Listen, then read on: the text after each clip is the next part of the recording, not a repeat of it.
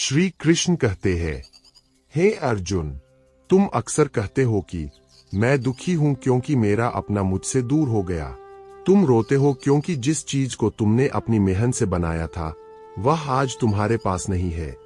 पर क्या तुमने कभी विचार किया है कि पीड़ा उस चीज के जाने की है या उस पकड़ की है जो तुमने उस पर बना रखी थी?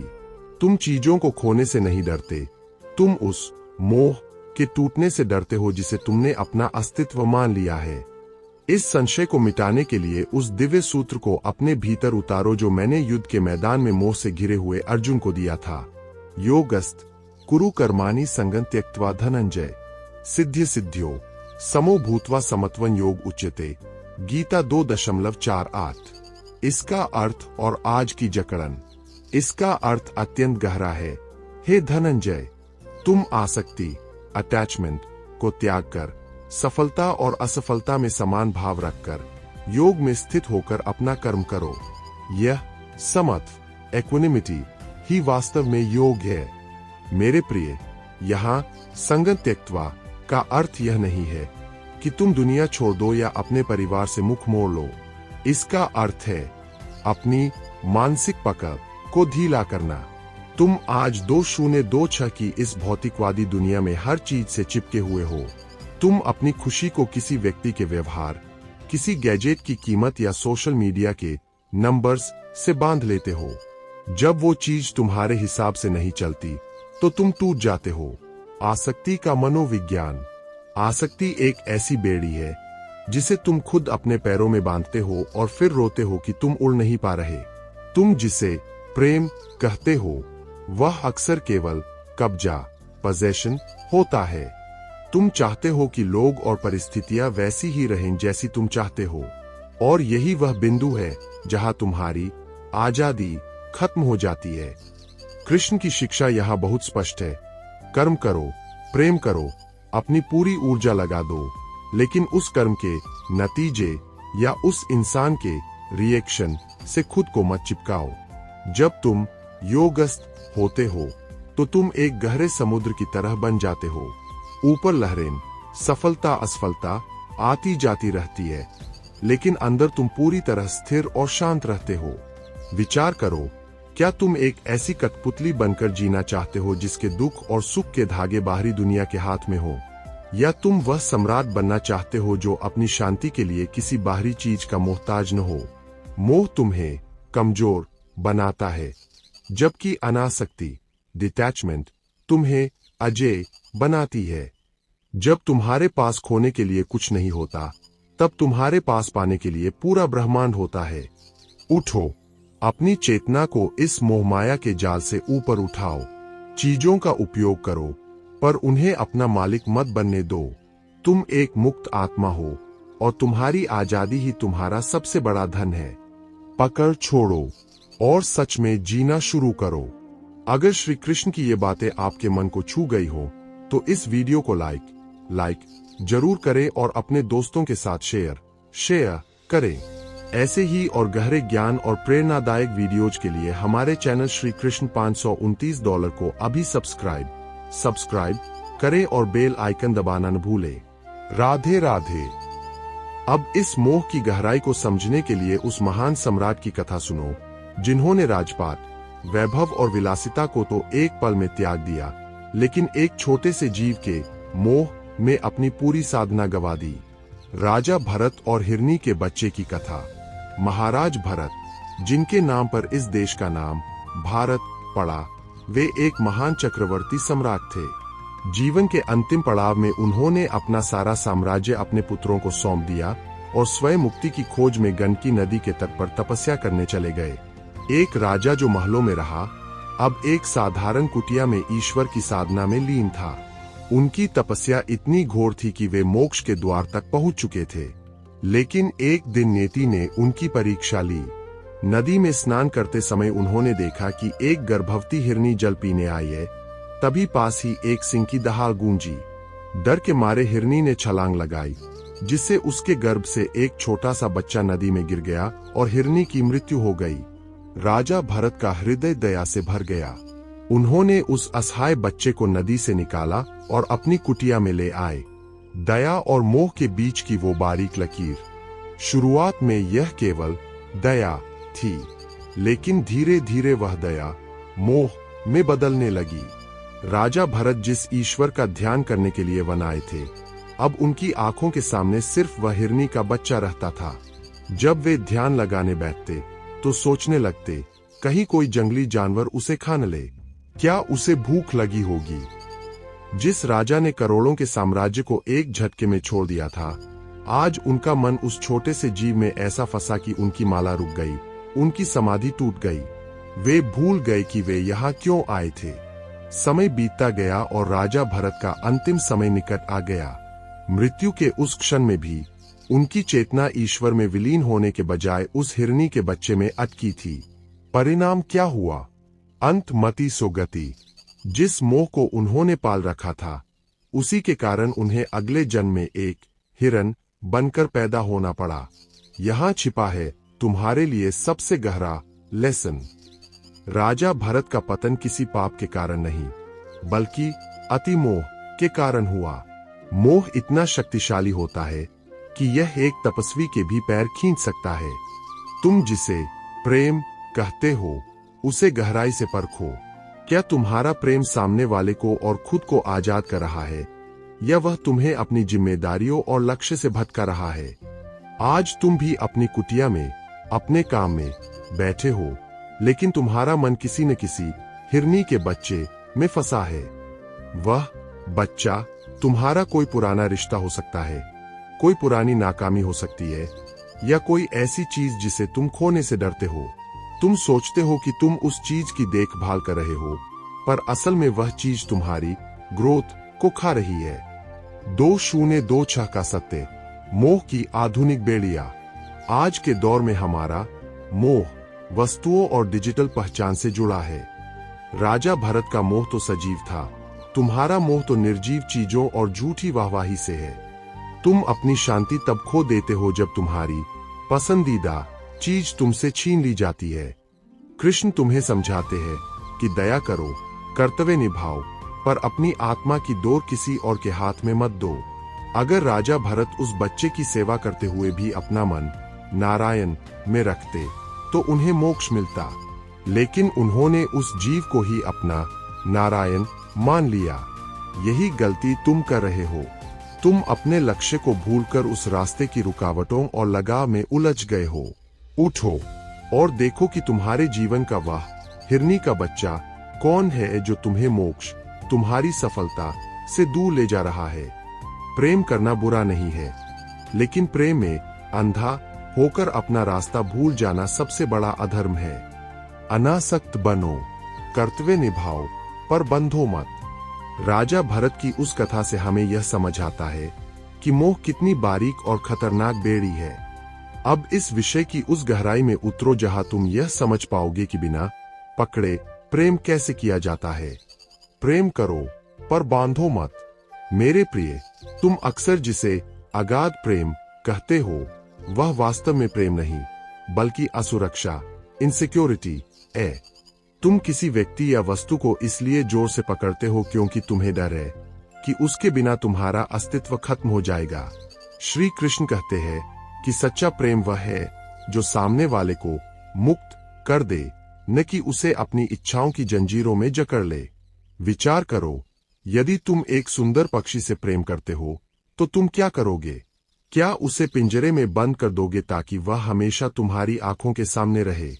यदि तुमने ऐसा किया, तो वह प्रेम नहीं, तुम्हारी आसक्ति, अटैचमेंट है।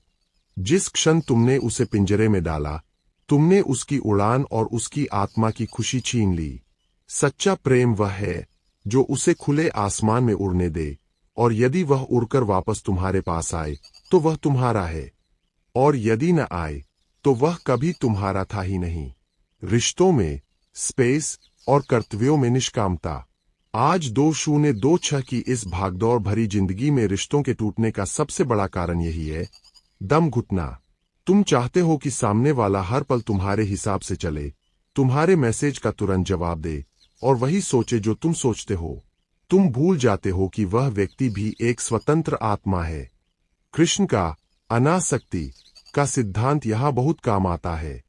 वे कहते हैं कि अपना कर्तव्य पूरी निष्ठा से निभाओ, एक पिता के रूप में, एक मित्र के रूप में या एक प्रेमी के रूप में अपना 100%, 100% दो, लेकिन उस कर्तव्य के बदले में दावा, क्लेम मत करो। जब तुम किसी पर अधिकार जताने लगते हो तो तुम प्रेम की पवित्रता को नष्ट कर देते हो। गहरी सीख, कमल के पत्ते की तरह जीना। संसार में रहो, रिश्तों में रहो, लेकिन वैसे ही जैसे पानी में कमल का पत्ता रहता है। वह पानी के बीच रहकर भी गीला नहीं होता। तुम्हें भी इसी तरह अपनी भावनाओं को संतुलित करना होगा। मोह वह दलदल है जो तुम्हें नीचे खींचता है, और अनासक्ति वह पंख है जो तुम्हें ईश्वर के करीब ले जाता है। जब तुम किसी से उम्मीद, एक्सपेक्टेशन लगा लेते हो तो तुम अपने दुख का बीज बो देते हो। जिस पल वह उम्मीद टूटती है, तुम टूट जाते हो। लेकिन यदि तुम यह समझ लो कि यह व्यक्ति या वस्तु ईश्वर की अमानत है जो कुछ समय के लिए मेरे पास है, तो उसके जाने पर तुम्हें पीड़ा नहीं होगी। तुम उसे धन्यवाद देकर विदा कर पाओगे। तुम्हारी चेतना का विस्तार। उठो और अपने रिश्तों की गांठों को थोड़ा ढीला करो। प्रेम को पूजा बनाओ, पॉजिटिवनेस नहीं। जब तुम दूसरों को आजाद करते हो तो असल में तुम खुद आजाद हो जाते हो। तुम्हारी शांति किसी दूसरे के व्यवहार पर टिकी नहीं होनी चाहिए। विचार करो, क्या तुम एक ऐसे धागे से बंधे रहना चाहते हो जो कभी भी टूट सकता है, या तुम वह धुरी बनना चाहते हो जिसके चारों ओर सब कुछ घूमे पर उसे कोई हिला न सके। अनासक्ति का अर्थ उदासीनता नहीं है, बल्कि यह वह सुपर पावर है जो तुम्हें हर परिस्थिति में मुस्कुराना सिखाती है। प्रेम में मग्न रहो, पर मोह से मुक्त रहो। दोस्तों, अगर आपको ये वीडियो पसंद आ रही है तो इसे लाइक करें और हमारे चैनल श्री कृष्ण $529 का हिस्सा बनने के लिए सब्सक्राइब बटन जरूर दबाएं। आपका एक सब्सक्राइब हमें और भी अच्छा कंटेंट बनाने की हिम्मत देता है। अब उस अंतिम और सबसे शक्तिशाली सूत्र की ओर बढ़ो जो तुम्हें इस संसार के विष से बचाकर एक दिव्य कवच प्रदान करेगा। तुम अक्सर पूछते हो कि माधव, इस मतलबी दुनिया में रहकर इन जहरीले रिश्तों और तनाव के बीच मैं खुद को सुरक्षित कैसे रखूं? कैसे मैं दूसरों की बुराई और इस समाज की गंदगी से खुद को बचाकर अपनी पवित्रता बनाए रखूं? इसका उत्तर उस अद्भुत उपमा, एनालॉजी में छिपा है जो मैंने कर्मयोग के मार्ग पर चलते हुए अर्जुन को दी थी। इस सत्य को अपने रोम रोम में समाहित कर लो। ब्रह्मण्याधाय कर्माणि संगं त्यक्त्वा करोति अलिप्यते न सा पापेन पद्मपत्रमिवां भसा। गीता 5.10। इसका अर्थ तुम्हारे जीवन जीने के नजरिए को पूरी तरह बदल देगा। जो मनुष्य अपने सभी कर्मों को परमात्मा को समर्पित कर देता है और आसक्ति, अटैचमेंट को त्याग कर अपना कर्तव्य निभाता है, वह पाप से ठीक उसी प्रकार अछूता रहता है जैसे कमल का पत्ता पानी में रहकर भी उससे गीला नहीं होता। कमल का पत्ता और तुम्हारी मानसिक मजबूती। विचार करो, कमल का फूल कहाँ खिलता है? कीचड़ में। उसकी जड़ें उस गंदगी में होती है। वह चारों तरफ से पानी से घिरा होता है, लेकिन फिर भी उसके पत्ते पर पानी की एक बूंद भी नहीं ठहरती। वह कीचड़ के बीच रहकर भी सबसे सुंदर और सबसे पवित्र बना रहता है। श्री कृष्ण तुम्हें यही सीख दे रहे हैं। 2026 की यह दुनिया उस कीचड़ और पानी की तरह है। यहाँ ईर्ष्या है, नफरत है, धोखेबाजी है और बेमतलब का मानसिक दबाव है। यदि तुम साधारण पत्ते बनोगे तो तुम इस पानी में भीग जाओगे, यानी तुम लोगों की बातों से दुखी हो जाओगे, उनकी नफरत से भर जाओगे और तनाव में डूब जाओगे। लेकिन यदि तुम कमल का पत्ता, पद्मपत्रम बन जाओ तो तुम इस संसार के बीच रहोगे, सारे रिश्ते निभाओगे, कड़ी मेहनत करोगे, लेकिन संसार की कोई भी गंदगी तुम्हें छू नहीं पाएगी। तुम अंदर से हमेशा सूखे, शांत और पवित्र बने रहोगे। कर्मों का समर्पण परमात्मा को सौंप दो। इस अछूते रहने का रहस्य क्या है? कृष्ण कहते हैं, ब्रह्मण्याधाय कर्माणि, यानी अपने कर्मों का स्वामित्व, ओनरशिप त्याग दो।